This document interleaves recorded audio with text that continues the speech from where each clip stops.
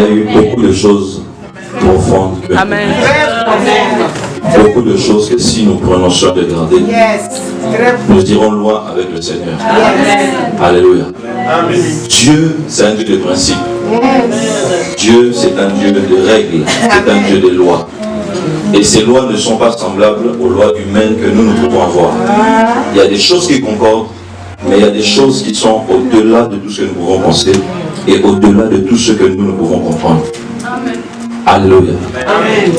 Si nous arrivons à respecter ces points, à honorer ces points et à les suivre, Dieu réjouira notre cœur et Dieu nous amènera encore plus loin. Amen.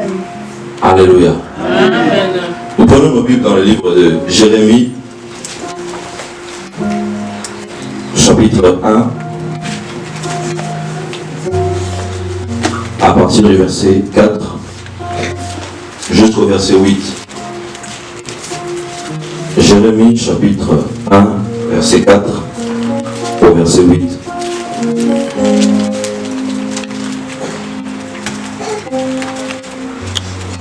Si papa redit peut pour nous, est-ce que nous pouvons nous lever pour la première lecture, s'il vous plaît? Je lis au nom du Seigneur. La parole de l'Éternel m'a été adressée. Avant d'être formé dans les ventres de ta mère, je te connaissais. Et avant que tu naisses, je t'avais consacré. Je t'avais désigné prophète pour les nations. J'ai répondu, ah, Seigneur éternel, je ne sais pas parler car je suis trop jeune. L'Éternel m'a dit, ne prétends pas que tu es trop jeune, car tu iras trouver tous ceux vers qui je t'enverrai, et tu liras tout ce que je t'ordonnerai. N'aie pas peur d'eux, car je suis moi-même avec toi pour te délivrer, déclare l'Éternel. Parole du Seigneur, pour nous asseoir. Amen. Je vais lire ma version aussi. La parole de l'Éternel me fut adressée en ces mots. Avant que je t'ai formé dans le ventre de ta mère, je te connaissais. Et avant que tu sois sorti de son sein, je t'avais consacré, je t'avais établi prophète des nations. Je répondis, ah, Seigneur éternel, voici je ne sais point parler, car je suis un enfant. Et l'Éternel me dit, ne dis pas je suis un enfant, car tu iras vers tous ceux auprès de qui je t'enverrai, et tu diras tout ce que je t'ordonnerai. Ne les crains point, car je suis avec toi pour te délivrer, dit l'Éternel. Nous sommes dans ce thème, comme la servante de Dieu, la sœur Nathalie l'a dit, les avantages d'avoir le cœur et l'esprit d'un fils. Et j'aimerais parler ce soir de qui est un fils, ou quelles sont les caractéristiques d'un fils. À quoi peut-on reconnaître un fils? La première chose qu'il est important de pouvoir comprendre, il y a une différence entre un fils et un enfant. Amen. Alléluia. Amen. Un fils n'est pas un enfant. Une fille est différente d'un enfant. D'ailleurs, vous remarquerez que quand on va dans le dictionnaire, la définition de fils et la définition d'enfant sont deux définitions différentes. Cela nous montre que lorsqu'on parle de fils ou lorsqu'on parle d'un enfant, on parle de deux personnes totalement différentes. Voilà pourquoi la Bible dit, un enfant nous est né, un fils nous est donné. Qu'est-ce que Dieu a voulu nous faire comprendre par ce passage? C'est tout un mystère qui est caché dans ces choses. Nous ne pouvons pas recevoir la bénédiction du Père. Nous ne pouvons pas bénéficier davantage de notre relation avec le Père si le Père ne nous reconnaît pas comme étant des fils. Alléluia. Nous le voyons même dans le monde. Si nous prenons l'exemple du monde, l'enfant peut être inscrit dans la liste des héritiers. L'enfant peut avoir un héritage sur sa tête. Mais aussi longtemps que cet enfant reste enfant, bien que l'héritage puisse lui appartenir, mais il ne peut pas jouir de cet héritage. Parce que le système même, la société même reconnaît que cet enfant est dans l'incapacité de pouvoir prendre des bonnes décisions. Cet enfant est dans l'incapacité de pouvoir porter le poids de cet héritage qui lui a été légué. Alléluia. Amen. Et ce monde dans lequel nous vivons, en réalité, nous ne faisons que concrétiser un rêve que le Père Céleste a.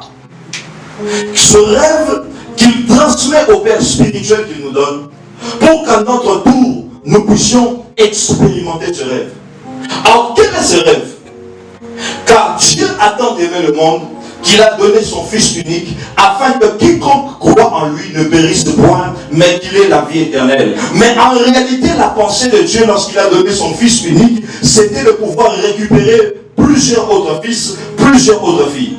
Amen. Alléluia. Amen. Alors, les avantages que Dieu présente dans la Bible, les promesses que Dieu met dans sa parole, ne sont pas pour tout le monde, mais elles ne sont que pour les fils et pour les filles de Dieu. Amen. Alléluia. On ne devient pas fils par déclaration. On ne devient pas non plus fils parce qu'on est sorti d'un tel ou d'un tel. Mais le fils, c'est celui au travers duquel on peut identifier le Père, comme le pasteur Nathalie l'a dit. Est-ce que les gens qui te regardent, est-ce que les gens qui t'écoutent, est-ce que les gens qui t'observent peuvent voir, peuvent identifier d'où tu es issu par un simple regard, par une simple parole, par un simple comportement? La Bible dit que lorsqu'ils étaient dans cette ville qu'on appelle Antioche, les gens de la ville les ont observés et ils ont dit, certainement ce sont des chrétiens. Parce que tout dans leur attitude, tout dans leur tenue vestimentaire, tout dans leur langage, montrait qu'ils étaient disciples de Christ. Montrait qu'ils avaient accepté, ils avaient reçu Christ, non pas seulement comme Seigneur, mais qu'ils l'avaient reconnu comme étant un père, un modèle et un exemple. Ici, Dieu parle à Jérémie. Il dit, avant que je t'ai formé dans le ventre de ta mère, je te connaissais. Je t'avais choisi, je t'avais établi, je t'avais consacré. Lorsque Dieu nous regarde, il ne nous regarde pas avec le regard du présent. Lorsque Dieu nous regarde, il ne nous regarde pas non plus avec le regard du passé. Mais lorsque Dieu nous regarde, il nous regarde avec le plan, avec les yeux du futur. Il regarde ce qu'il a semé en toi et ce qu'il veut atteindre avec cette semence. Ce qu'il veut réaliser avec cette capacité qu'il a placée en toi. Amen. Alléluia. Amen. Et Jérémie répond, il dit, Seigneur, je ne sais pas parler, je ne suis qu'un enfant. C'est le problème de beaucoup d'enfants de Dieu aujourd'hui. Aujourd'hui, nous avons trop d'enfants dans l'église. Des personnes qui font encore cajoler. Des personnes qui, à l'occasion de rien, ils restent à la maison. Parce qu'on m'avait mal regardé. Parce qu'on m'avait mal parlé. Parce qu'on m'avait fait ceci. Alléluia. Amen. Celui qui a rencontré Jésus, celui qui a compris qui est Jésus, il ne peut pas quitter l'église. Il ne peut pas se fatiguer. Il ne peut pas rester à la maison. Quelle que soit la raison pour laquelle tu as été capté. Alléluia. Amen. J'ai lu la parole d'une personne qui a dit que si tu fous l'église à cause des hommes, c'est que tu n'es jamais venu à l'église pour Jésus. Alléluia. Alléluia. Amen. C'est Christ que tu dois rencontrer. Et c'est Christ que tu dois suivre. C'est lorsque nous suivons le modèle de Christ que nous pouvons quitter le statut, le stade d'enfant pour devenir fils. Alors la pensée de Dieu, ce n'est pas de pouvoir collaborer avec les fils. Ce n'est pas de pouvoir collaborer avec les enfants, pardon. Mais c'est de pouvoir collaborer avec les fils. Qui est un enfant? Un enfant, c'est celui à qui on doit constamment, en plus de donner l'orientation, mais on doit le suivre à la trace. Un enfant, c'est celui auprès de qui on doit toujours être présent pour voir est-ce qu'il a fait ses devoirs, est-ce qu'il a brossé ses dents, est-ce qu'il a mangé, est-ce qu'il a vraiment été à l'école, est-ce qu'il a vraiment fait ce que je lui ai demandé, est-ce que. Un enfant est incapable de reconnaître ce qui est bien pour sa propre vie, ce qui est bien pour l'honneur de son père, pour l'honneur de sa famille, ce qui est bien pour son avenir. Un enfant, c'est celui-là qui est capable de pouvoir détruire de lui-même ce qui peut produire sa richesse, ce qui peut produire son élévation, ce qui peut produire sa gloire, ce qui peut produire sa propre paix. Un enfant, c'est celui-là, même lorsque tu l'avertis, ne touche pas le fer, tu vas te brûler. Il ira essayer de lui-même pour voir si c'est vraiment chaud. Alors Dieu ne traite pas avec de telles personnes. Ce n'est pas à ces personnes-là que Dieu a réservé un héritage. Ce n'est pas ces personnes-là qui peuvent s'attendre à bénéficier d'un quelconque avantage venant du ciel. Voilà pourquoi la Bible dit, aussi longtemps que l'héritier est enfant, il ne diffère en rien de l'esclave. Alléluia. L'esclave peut être là pendant 20 ans à la maison, 50 ans. Vous dites même, ah, lui c'est devenu la famille. Mais jamais il n'aura les mêmes droits que le fils de la maison. Jamais quand le père mourra, on prendra le testament, on dira que, ah, toi aussi, on avait laissé ça pour toi, jamais. Alléluia. Quel que soit le nombre des années qu'il a fait. Et l'enfant n'est pas différent de l'esclave. Parce que de la même manière que l'esclave, on lui donne à la juste mesure. On lui donne selon les besoins. L'enfant aussi, on lui donne selon ce qu'il a besoin. L'enfant, c'est celui qui, constamment, lorsqu'il a un besoin, il doit se tourner vers son père. Il doit recourir au père. Il doit pleurer. Il doit se lamenter. Parce qu'il a un tel besoin. Parce qu'il a une telle nécessité. Mais le fils, c'est celui-là qui connaît les intentions du père. C'est celui-là qui connaît le cœur du père.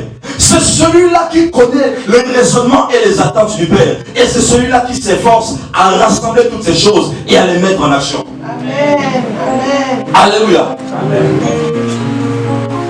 Aucun parent ne peut être dans la joie lorsque son enfant a un problème de croissance.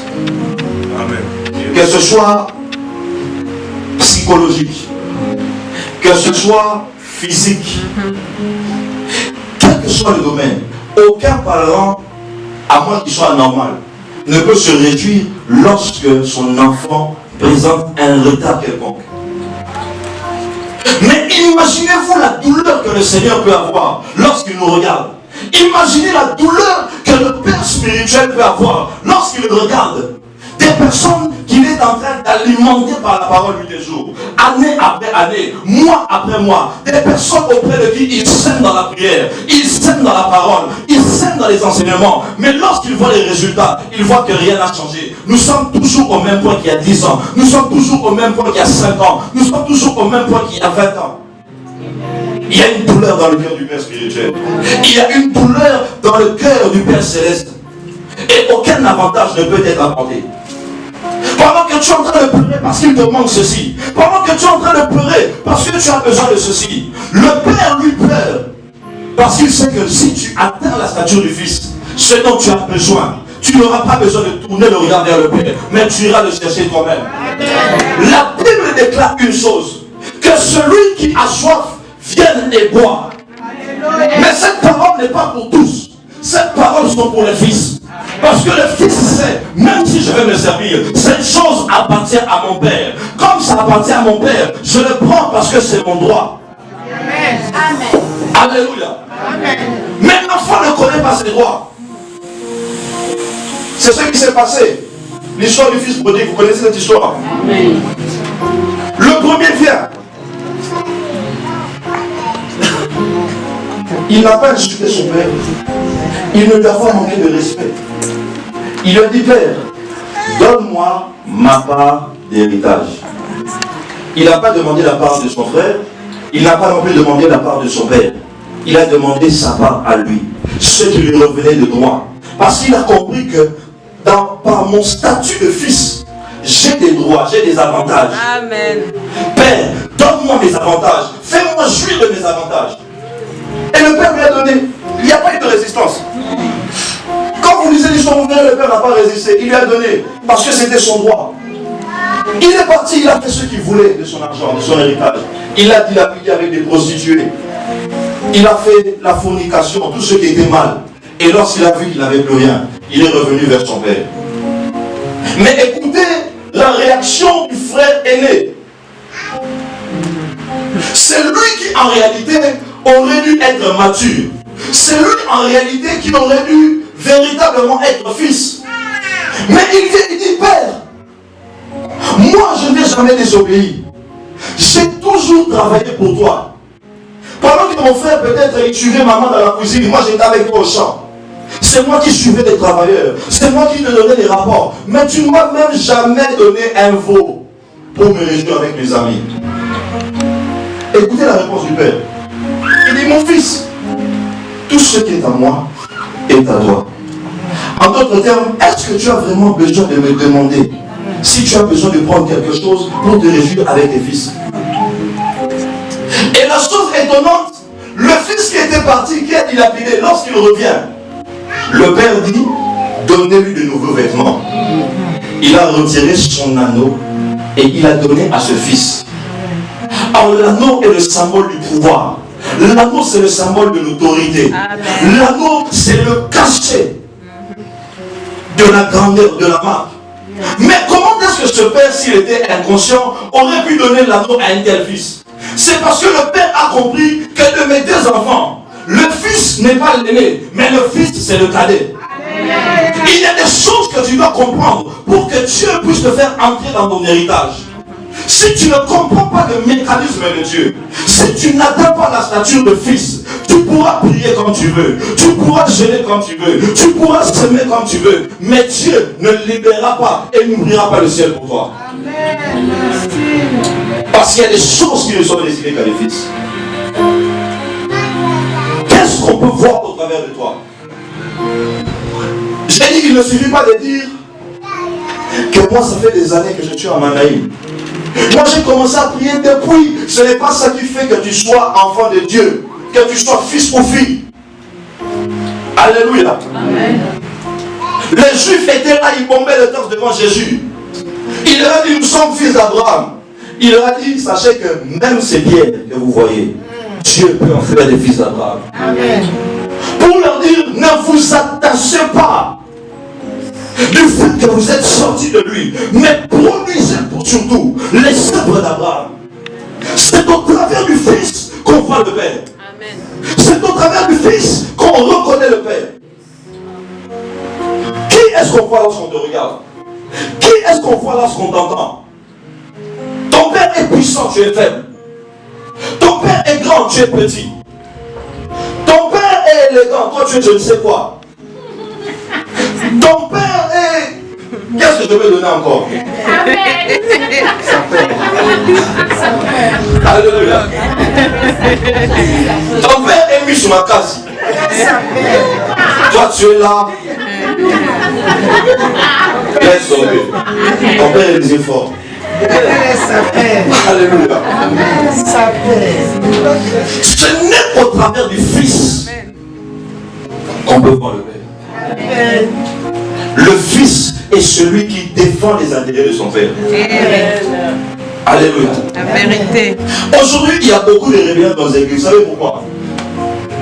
C'est parce que même nos pères ont élevé trop d'enfants. Ils ont élevé trop d'enfants. Mais il y a eu très peu de fils dans son sens. C'est la vérité. Alléluia. Amen. Je vais prendre mon exemple. Je vais vous dire une vérité. Vous voyez tel que je suis là.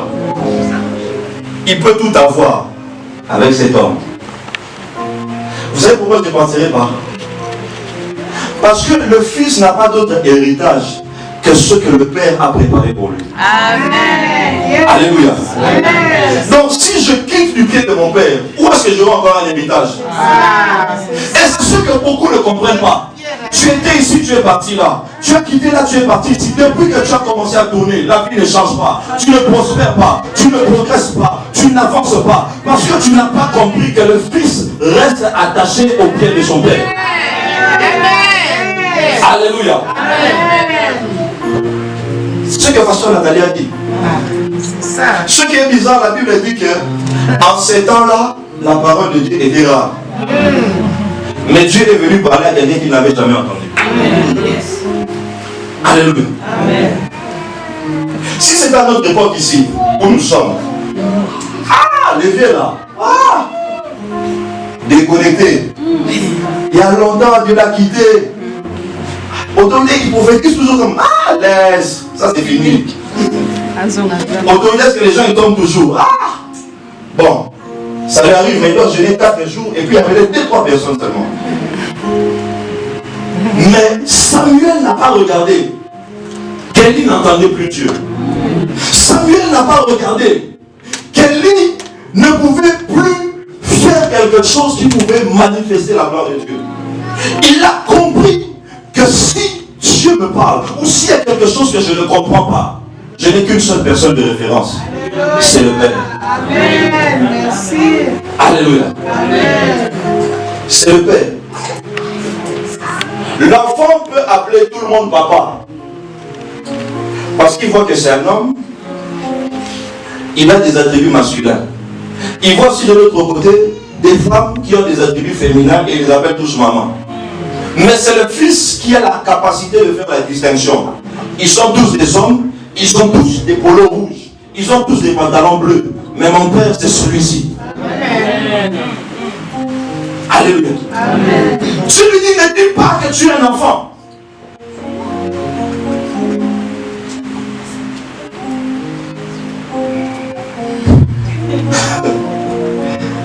Je rigole déjà, je ne dis pas ça pour le défendre. Il y a des choses que vous devez comprendre. Tout est significatif chez un homme de Dieu. Amen. Il faut vous poser des questions. On le dit souvent, on en rigole, c'est vrai. Mais il faut vous poser la question. Pourquoi est-ce que notre Père, on peut l'appeler 1000 fois, mais on aura peut-être une seule fois? Posez-vous la question. Tu verras que chaque fois que tu tournes ton regard vers lui pour l'appeler, c'est pour un besoin que tu as. Mais tu dois comprendre que lorsque tu ne l'as pas, c'est parce qu'il veut que tu puisses atteindre une autre dimension, où tu ne viens vers lui que pour des choses extrêmement urgentes. Le beau-père de Moïse lui a dit, prends 70 anciens, qui jugent les petites affaires, et toi-même tu trancheras les grandes affaires. Amen. Amen. Mais vous voulez elle les petites affaires, elle les grandes affaires. Amen. Il y a des fois on rigole avec lui. Papa, j'ai rêvé, il y avait un chat. Le chat me mettait devant la fenêtre. Après j'ai vu une colombe qui est venue. Ça veut dire quoi? Alléluia. Tu dois être capable de pouvoir régler certaines choses. Une manifestation des démons se déclenche dans ta maison. Tu dois être capable de gérer la situation quand même. Alléluia.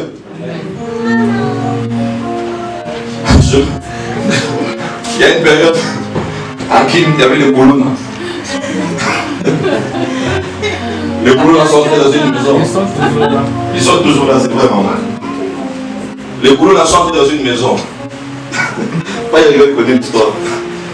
Les boulons sont venus, ils ont commencé à s'arranger. Les gens qui habitaient la maison ont appelé la police.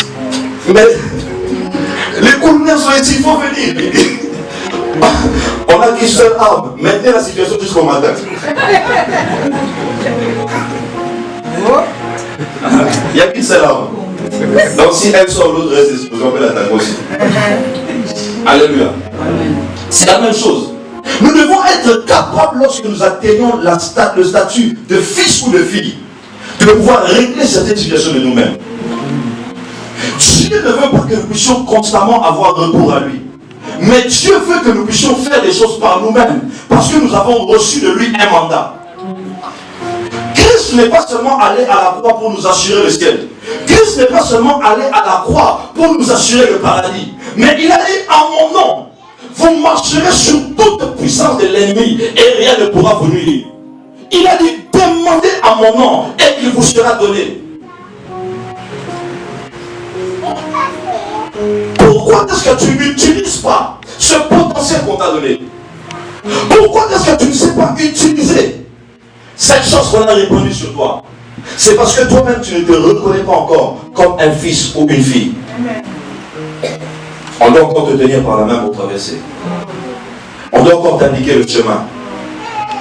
On doit encore te dire, ça mange, ça ne mange pas. Parce que tu tardes à grandir. Tu tardes à développer ton intelligence. Tu tardes à développer ta connaissance. Tu tardes à développer ta vie spirituelle. Bien aimé, j'aimerais qu'au travers de ce séminaire, qu'au travers de ce temps, que quelque chose en toi puisse changer. Il y a des choses que Dieu fait, mais il y a des choses que tu dois faire de toi-même. Amen. Alléluia. Il y a des passages où la Bible a dit fortifie-toi toi-même. Donc même si tu dis Seigneur aide-moi, il ne t'aidera pas. Parce qu'il t'a déjà dit fortifie-toi toi-même. Il y a des décisions que tu dois prendre seul. Il y a des choses que tu dois être en mesure de pouvoir faire seul. Et lorsque tu commences ces choses, c'est alors que le Seigneur vient seconder. Le Seigneur vient appuyer. Le Seigneur vient t'accompagner. D'ailleurs, le mot accompagner, ça veut dire quoi? Le mot accompagner,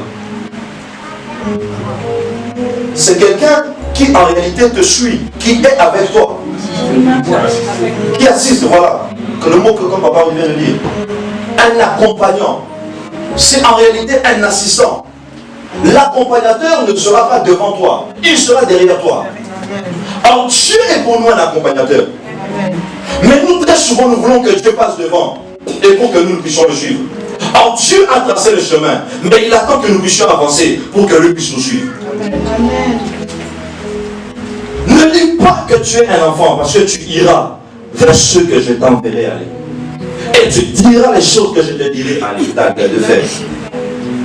Parce que tu as en toi ma personne. Tu as en toi ma parole. Tu as en toi mon identité. Parce que tu es mon fils. Amen. Que j'ai formé, que j'ai établi.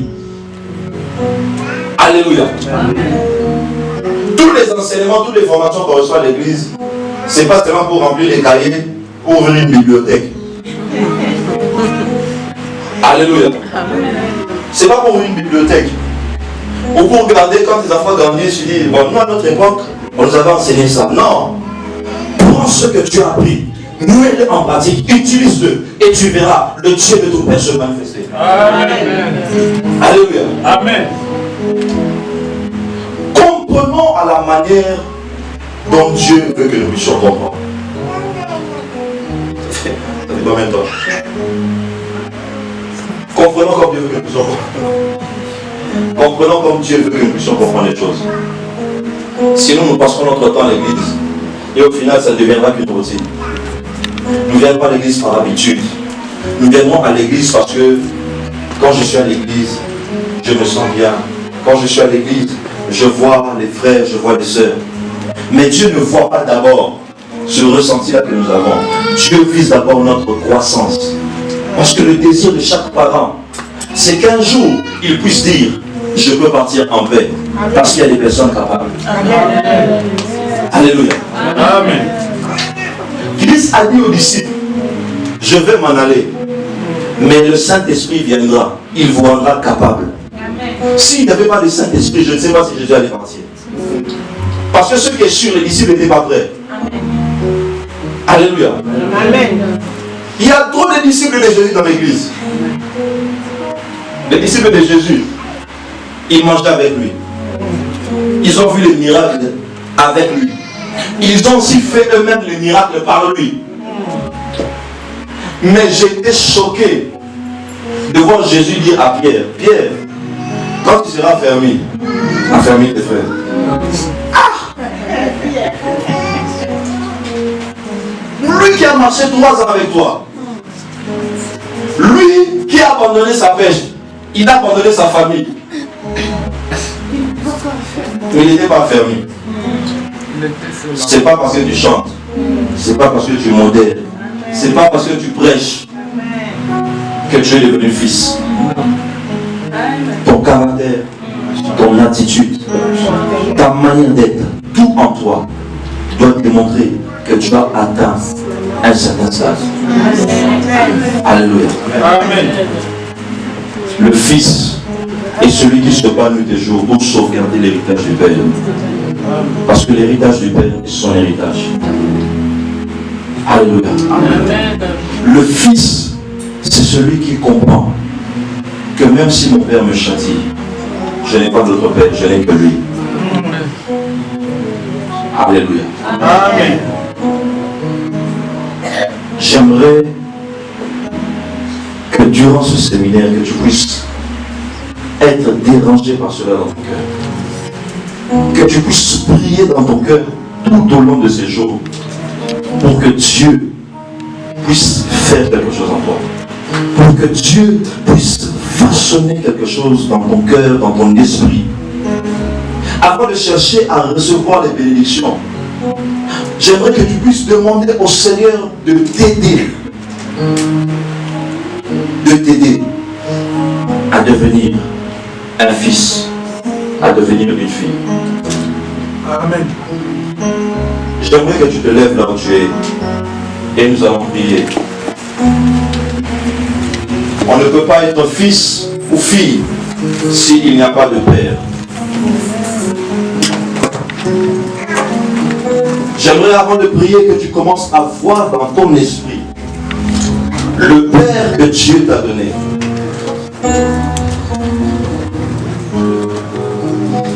Il ne peut pas y avoir de fils s'il n'y a pas de père.